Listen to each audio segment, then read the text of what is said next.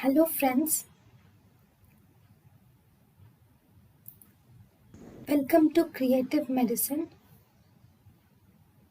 In this lecture, we will learn about Then, what are the differential diagnoses for the rash on the face?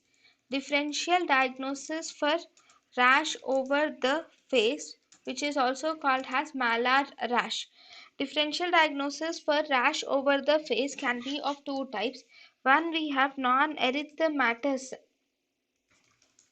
rash over the face, and we have erythematous rash over the face. Now, in the non-erythematous rash over the face, we have chloasma is the non-erythematous rash over the face.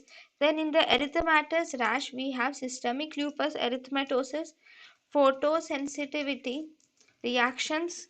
Then we have contact dermatitis are the differential diagnosis of rash over the face.